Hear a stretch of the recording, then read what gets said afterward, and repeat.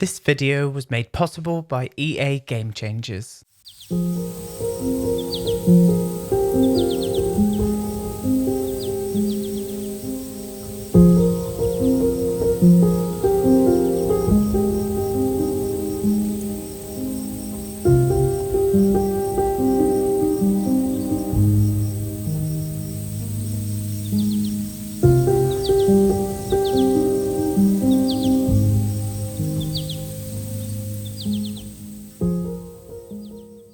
Hello there, my friends, and welcome to another speed build, and welcome to my first build using the new gorgeous Sims 4 Tiny Living Stuff Pack. Now, I've been having a lot of fun. This is the micro home, by the way. I'm going to be doing 3 builds with this stuff pack. I'm going to be doing a micro home, a tiny home, and a small home. There are kind of 3 specific home or lot types for this new pack. And some of them, I think for the micro home is a maximum of 32 tiles. And I'm unsure about the other ones just yet because I haven't done those ones. So I will build them this week. So all 3 of them will be coming out this week at some point. I will let you guys know the days when they do come out. But this is my first one. So this is the micro home. So it is a maximum, as I said, of 32 tiles. That is also including the outside space. So this decking area out here counts as a living area too.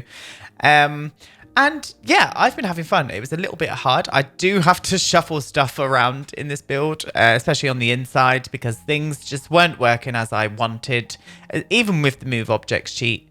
And it was just, yeah, it was acting a little bit derpy. So I sorted that out off of camera and everything works perfectly now. My thoughts on the pack are there's some great items. You can see me going in and starting to place things in roughly. This layout does change a little bit. I tried to use counters and everything in here and it just wasn't working. It wasn't working, but you will see that in the video tour anyway as when it comes to the end, and a little bit more when I come into it with the detailing.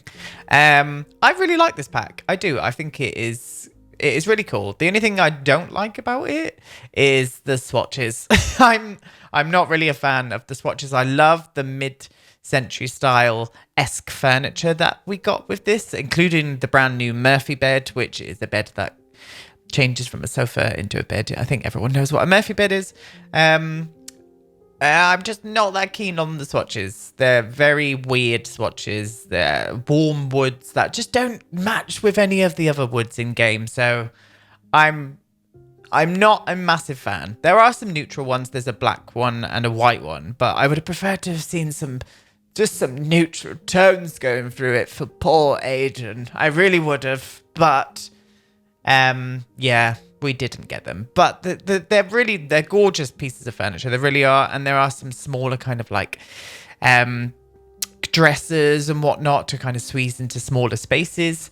So I was experimenting with this lot in particular. Now, in my head, the sim that was moving into this lot was very kind of self-sustainable. So that is why I used the solar panels on top of the roof.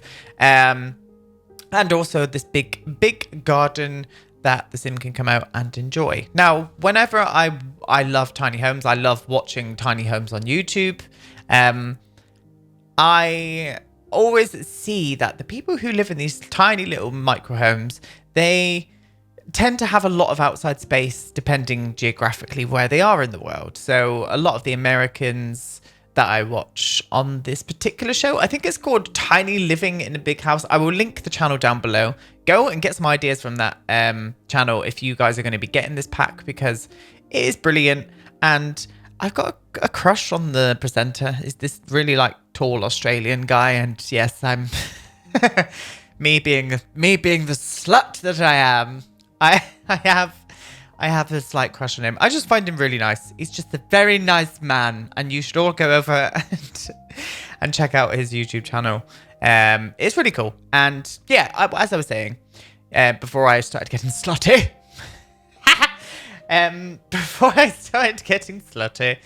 I was saying that they tend to have a lot of outside space. So it's this micro home in where you're kind of living, cooking, etc. And the rest is kind of really built on living on the outside in the warmer weather as well. So I made point of this with this lot. by doing lots of activities for the outside while your sim can earn money as well. That was quite important for me for this lot. I wanted this sim to kind of work from home, work from this place, do whatever he needs to do. So he's a woodworker. He grows herbs and flowers and veg and everything else and sells it. And he's been making quite a bit of money, actually. Not too bad at all. Not too bad at all. So that was where I wanted to go with it. That was the personality that I wanted to give this house. I see a lot of these kind of tiny living houses that are in this black and kind of cedar wood, this orangey cedar wood. So that is what I wanted to try and recreate within this one here. My other thoughts on the other houses that I'm going to do, I want to stick not with the same style, but with the same kind of vibe. So I want them to be in these woodland areas, or I'm thinking about even doing one in a more of a deserty area where there are lots of outside living. I'm going to up the amount of sims for each household as well. So the next one that I'll do, I'll make it for 2. And the last one, I'll probably make it for 3 or even 4 if I can. So that it's kind of like a family living tiny house. I thought that would be really cool. Now, you saw me pull up all of the terrain around the edge of this lot. I just really wanted to ground this lot into, or this house into this particular lot. So that is what I did with it. I actually just pulled up the terrain around it and made it look very natural using a lot of the plants and stuff from Debug. Again, this is a CC-free house. I did use a lot of packs. I didn't limit myself on what packs to use for this one. I may even try and do an extra build just using base game and the tiny living pack. I could actually do that for you guys. If you wish, just let me know down in the comment box below if you do plan on getting this pack. And I can try and get that one out the week after as well. That is when Let's Build Newcrest is going to be starting back up as well. I'm going to be trying to pre-record this week. Ready for release next week. So yeah, that is coming to the channel next week, my friends. So be on the lookout, and then I'll start tying up loose ends with rebuilding Windenburg and also other things that I want to try and bring to the channel, like I mentioned last year. So just keep an eye out for them, my darlings. Keep an eye out. There were a few little problems in this lot that I did rectify. One of them being that fire pit there. I actually moved it to the back of the house and put it near the water with some extra seating and a yoga mat. The main reason being it just kept setting the sofa on fire out the front of the house. I don't know why. I think it's being a little bit sensitive, but it did not like that sofa being near it.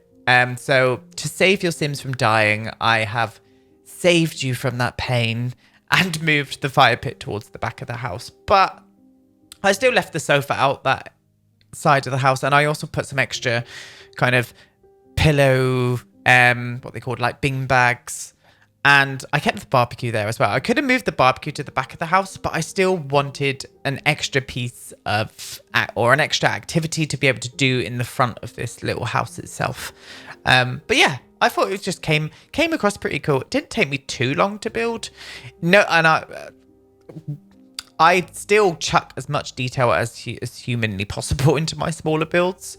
But I wanted to try and get this out today, and hopefully it will be the day before release. I'm hoping it is, because that was when I was hoping that this would come out, and I hope that that is the case. That was a long way around to say what I just said. I blame tiredness and lack of food. I have not eaten since 3 o'clock this afternoon. It is now 7 p.m. in the evening. So I will be making some food in a minute. I don't know why I'm telling you that. But anyway, I like the mixture of grasses and bushes and flowers that I used in the front of this house. I just thought they really complemented each other really nicely.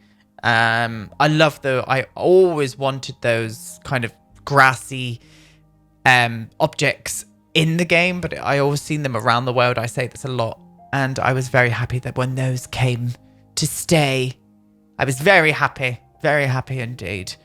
But yeah, there's so much to do on this lot. There is, for such a tiny little lot, that it is kind of crammed full of activities so your sim doesn't get bored.